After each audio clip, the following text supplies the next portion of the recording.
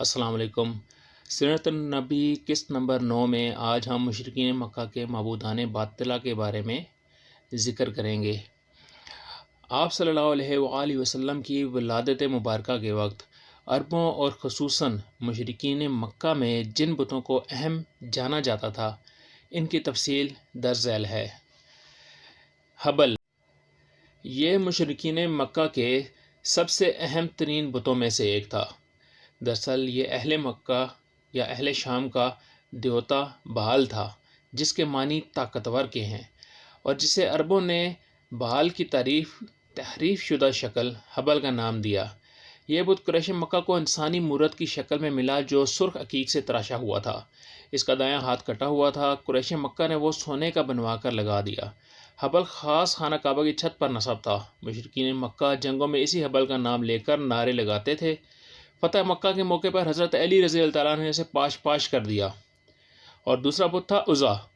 مکہ سے چند میل دور وادی نخلا میں کیکر کے ایک درخت کے نیچے عزا کا تھان تھا، جہاں عزا کا بت نصب تھا، جبکہ خانہ کعبہ میں بھی عزا کا بت رکھا ہوا تھا، جسے فتح مکہ کے وقت توڑا گیا، جبکہ وادی نخلا میں عزا کے اصل بت کو توڑنے کے لیے حضرت خالد بن ولید رضی اللہ تعالیٰ عنہ کو بھیجا گیا۔ عزا کا بت مشرکین مکہ کے نزدیک سب سے عظیم ترین بت تھا۔ اور تیسرا بت ان کے پاس لات تھا۔ لات یہ طائف میں اس جگہ نصب تھا جہاں آج کل مسجد طائف کا بایاں مینار ہے۔ لات کے معنی ہیں ستو گھولنے والا۔ دراصل یہ ایک شخص تھا جو حاجیوں کو ستو گھول کر پلایا کرتا تھا۔ بعد میں عمرو بن لہیہ کے ایما پر اس کا بت بنا کر اس کی پوجا کی جانے لگی۔ قریش رات سونے سے پہلے عزا اور لات کی پوجا پاٹ کرتے تھے اور قسم بھی انہی دو بتوں کی کھایا کرتے تھے۔ چوتھا بت تھا منات۔ یہ عرب کا سب سے قدیم ترین بت تھا، جو مکہ اور مدینہ کے بیچ میں مشلل کے علاقے میں قدیر کے مقام پر سمندر کے قریب نصب تھا۔ منات کی پوجا کا آغاز بھی عمرو بن لہیہ نے کیا۔ قبائل اوس و خزرج جب حج کر کے واپس مدینہ کو روانہ ہوتے تو منات کے بت کے پاس ہی احرام اتارا کرتے، جبکہ بنو ازد اور بنو غسان تو باقاعدہ اسی بت کا حج بھی کرتے تھے۔ اہل مدینہ کے نزدیک حج کی تکمیل تب تک نہ ہوتی تھی جب تک منات کی پوجا نہ کی جائے۔ اس بت کو بھی نبی کریم صلی اللہ علیہ وآلہ وسلم کے حکم پر فتح مکہ کے لیے جاتے ہوئے حضرت علی رضی اللہ تعالیٰ عنہ نے منہدم کر دیا۔ اوصاف اور نائلہ، یہ دو بت بھی یہ انسانی شکل کے بت تھے۔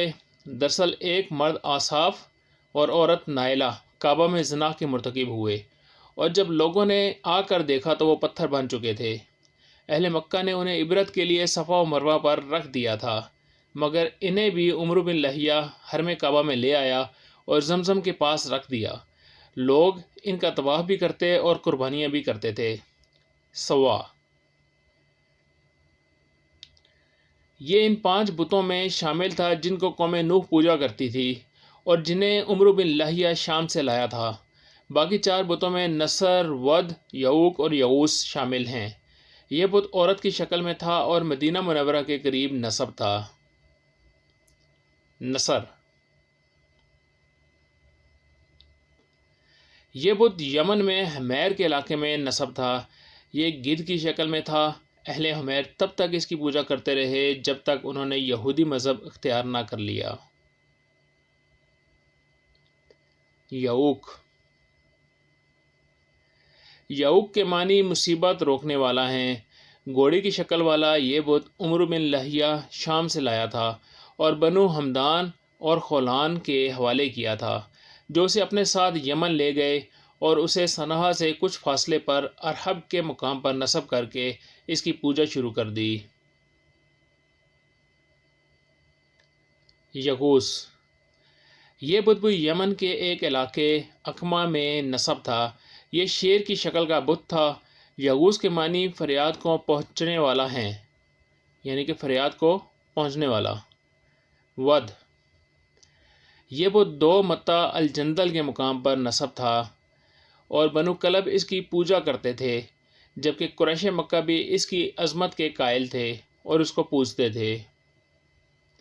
ان کے علاوہ آئم، الدیر، تان، اکیسر، الجلسد، ذوالخلصہ، ذوالشرح اور ذوالکفین بھی عربوں کے اہم بتوں میں شامل ہیں، جبکہ غیر اہم بتوں کی ایک کثیر تعداد ان کے علاوہ ہے۔